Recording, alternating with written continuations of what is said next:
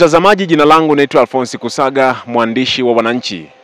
Hapa ni katika kijiji cha Majengo Kati, kata Majengo, wilaya ya Arumeru, mkoani Arusha, ambako siku ya jana katika benchi hili ambalo nimekaa hapa, vifo vya askari wawili wa usalama barabarani vimetokea baada ya kupigwa na radi. Tumefika hapa katika kijiji hiki kuzungumza na mashuhuda walioshuhudia tukio hilo la vifo vya askari wawili wa usalama barabarani. Katika eneo hili tulipo ni wilaya ya Arumeru na sio wilaya Simanjiro kama taarifa nyingi zinavyoripotiwa. Eneo hili tulipo ni wilaya ya Arumeru, lakini barabara ambayo askari hawa wanakaa mara nyingi ni barabara ya Mererani Kia kuelekea maeneo ya kuunganisha barabara ya Moshi Arusha.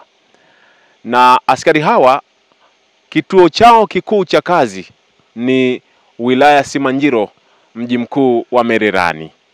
Kwa hiyo askari hawa wamepata ajali hiyo ya kupigwa na radi katika wilaya ya Arumeru, lakini wametokea wilaya ya Simanjiro. Lakini tumezungumza na mwenyekiti wa kijiji hiki pamoja na wananchi wakiomba serikali kuona namna bora katika mikutano ya hadhara kutoa elimu namna ya kufahamu namna ya kujiepusha na radi, hasa kipindi hiki ambacho kuna mvua za mfululizo katika ukanda huu wa kaskazini. Mimi naitwa Stella Mzava. Hichi kituo kilichoko hapa kinaitwa kwa Mama Simba au kwa Miembeni. Sisi tulipata taarifa kwa sababu kulikuwa na mgurumo ulipita mara ya kwanza tukiwa tuko hapo nyumbani. Mara ya pili mgurumo ukawa ni mkali sana, ikabidi wengine tukimbilie ndani. Sasa ile eneo kuna kaka mmoja alikuwa anapalilia eneo la hapa chini.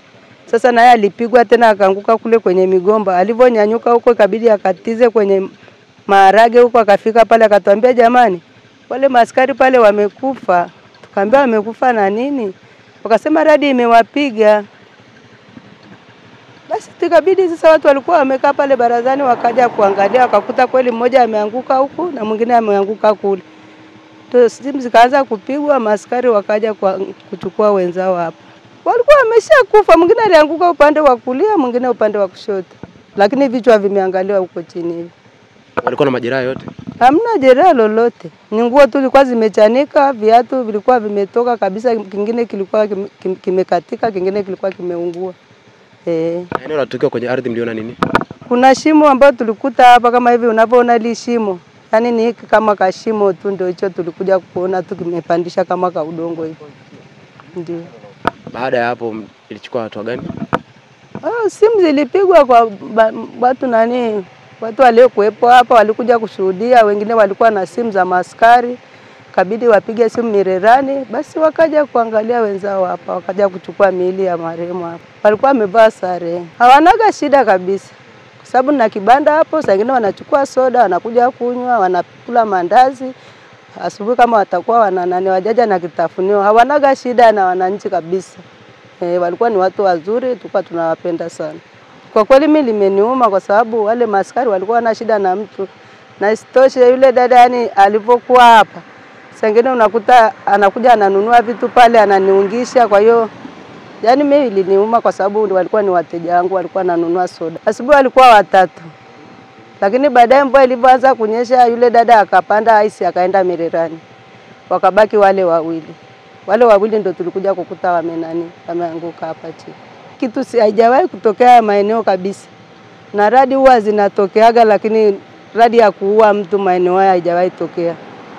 Sasa siwezi kujua, ni kama ulivyosema watu wapewe elimu. Labda itatusaidia, manake watu wengine mara nyingi tunakimbiliaga chini ya mti tukisikia radi. Mvua haikunyesha kubwa sana, ila radi ilikuwa ni kubwa sana yani. Ilipiga ya kwanza. Ile ya pili ndio yani kijiji kizima kila mmoja mpaka watoto wadogo walilia. Kwa kweli kwa jana nilishtuka sana kwa sababu sijawahi kusikia kitu kama hiki. Wala sijawahi kuona. Nilikuwa na pilika zangu shambani hapo. Ile radi ya kwanza ilikuwa sio kubwa sana, lakini ya pili ndio walioko pale nyumbani wakaniita wakaniambia, bwana toka huko njoo nyumbani. Nikaenda pale nyumbani, baadaye kidogo ndio akaja kijana alikuwa anapalilia hapa kwa balozi.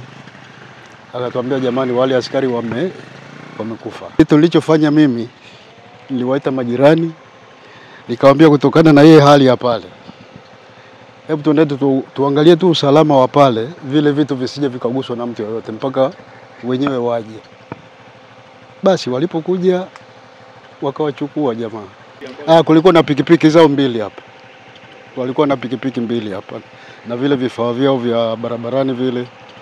Ikabidi niwaambie jirani, jamani tuangalieni pale vile vitu visije vikaguswa na mtu yoyote mpaka wahusika waje wawachukue ndugu zao na vile vitu. Radi ni za kawaida tu, lakini za kutengeneza mimi sijui. Askari hawa ni wapenzi wetu sana. Tulikuwa nao Bennett kwa sababu walikuwa wanakuja pale wanachukua mandazi, soda, nini. Hatukuwa na shida nao. Kweli mimi nilikimbilia nyumbani baada ya kuitwa na jamaa zangu waliokuwa pale nyumbani. Ilikuwa kubwa mno. Kwa majina yangu naitwa Lazaro Siria, mwenyekiti wa kijiji cha Majengo Kati. Jana tumeweza kupoteza nguvu kazi ya taifa. Tumepoteza askari wetu wa jeshi letu la polisi, ambayo kimsingi mpaka sasa bado na tafakari, sijapata majibu. Walikuwa kazini katika kijiji changu cha Majengo Kati na ilitokea radi mnamo saa 9:30 kuelekea saa 10 kama sikosei. Walikuwa 3, lakini baada ya hapo aliondoka mmoja, wakabaki 2 baada ya radi. Kwa kweli tunasikitika kwamba tumewapoteza.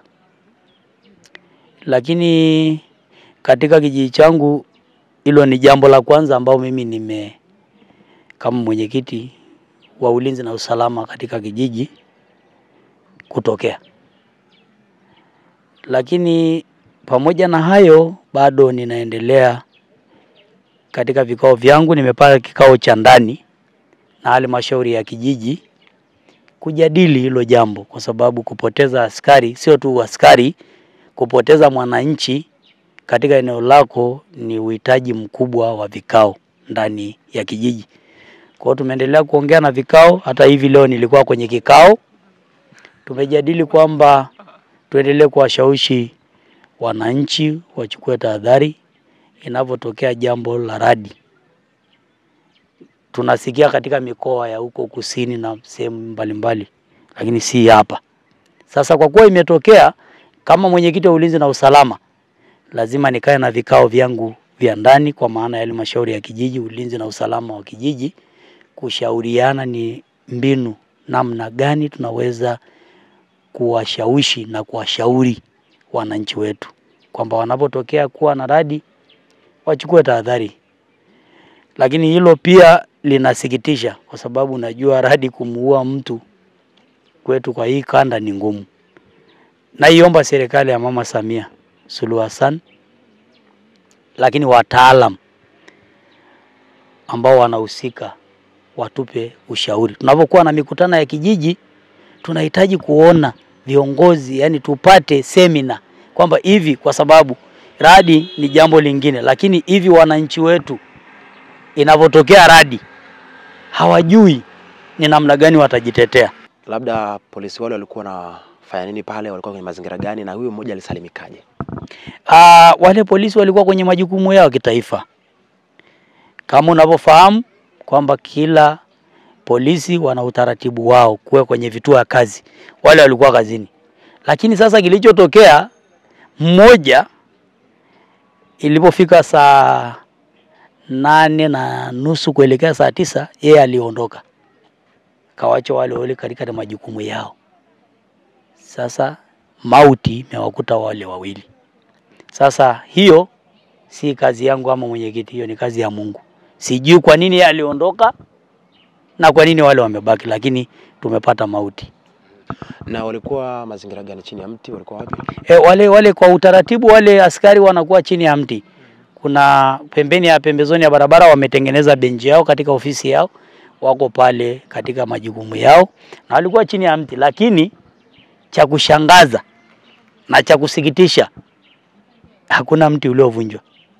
Kwa historia wazee wetu wanasema kwamba radi inapotokea lazima mti upande mmoja pate shida, lakini hapagusika mtu. Miti huko salama, lakini wao tumewapoteza. Wakati radi hiyo inawapiga, mvua ilikuwa inanyesha wakati huo ama ilikuwa inanyesha? Ilikuwa ni manyunyu, si mvua. Ilikuwa ni manyunyu kabisa, yani hali ya kawaida, kwa maana ya kwamba walikuwa katika majukumu yao ya kazi. Ingekuwa mvua inanyesha, ina maana wangekuwa pembeni, lakini ilikuwa ni manyunyu ya kawaida kabisa ambayo ilikuwa iwazuii. Radi ya kwanza ilipiga, ambayo ilikuwa ni ya kawaida. Radi ya pili ndio imewajeruhi, na cha zaidi ni kwamba walikofia ilikuwa ni kwa balozi wangu Peter Ngoi, kwa maana ya kwamba ni hatua kama sikosei ni 3 kufika kwa balozi, si zaidi 3. Yani barabarani wanakofanya kazi, ile eneo wanakofanya kazi ofisi yao, unahesabu hatua 3 kwenda kwa balozi. Kwa mimi nimepata taarifa sahihi kwa balozi wangu Peter Ngoi. Na ile radi iliyopiga ikawaua, mlisikia kijiji kizima? Yes, tulisikia kijiji kizima. Radi ya kwanza tulisikia. Wananchi si mlisikia? Tulisikia radi ya kwanza, lakini ya pili ndio iliyoua. Lakini radi ya kwanza tumesikia kijiji kizima. Na nina mama mmoja mjamzito katika kijiji changu Kilimzuru pia. Lakini ashukuriwe Mungu kwamba ile mimba haikutoka. Lakini alikuwepo katika hali hiyo mbaya. Tukamchukua tukampeleka katika zahanati yetu, kapata ile huduma ya kwanza. Na amerudi katika hali yake. Hata leo nimemtembelea, radi ya kwanza nimemtembelea, yuko salama. Lakini radi ya pili ndio iliyoleta madhara ya kutupotezea uhai wa askari wetu. Kuna aliyefika akaona labda walikuwa na garagara au mazingira gani walikuwa baada ya kupigwa radi? Hapana, lakini dakika 5 toka baada ya tukio kutokea, kuna mwananchi wangu alifika katika eneo husika. Aliniambia kwamba baada ya radi kupiga aliwakuta mchanga kama imewarukia, yani imewachafua katika zile nguo zao. Yani mchanga imewarukia, yani ile mchanga. Sasa sikujua mchanga imetokeaje, lakini ndivyo huyo mwananchi alichonieleza. Radi kwa kawaida, radi ina tabia kumpiga mtu shoti kama umeme. Haina tofauti sana na umeme kwa kawaida. Kwa historia haijapasua popote, ni shoti ya kama, haina tofauti na shoti ya umeme. Radi ilipopiga ikaua, ikapasua chini, lakini haijaunguza mti wote. Ambao wanakotokea mkoa ni Manyara, lakini wamekuwa wakifanya kazi katika maeneo yangu ya kijiji cha Majengo Kati, lakini ambao sasa ni Meru, mpakani kati ya Meru na Manyara, ni mpakani. Mambo mengi ya wananchi wanasema jambo la kwamba hili si issue ya nini naita si issue ya radi, ni radi binafsi. Lakini mimi kama mwenyekiti wa kijiji tumeendelea kushauriana nao kwamba radi haijaanza leo. Radi imekuwa ikiua watu. Si hayo ni maneno, lakini mambo ya wananchi wangu wanaendelea, wengine sio wananchi wangu katika kijiji changu wanazungumza, wanasema hii radi ya kutengenezwa. Lakini mimi na kwamba si radi ya kutengenezwa, radi ni issue ambayo inaweza kutokea.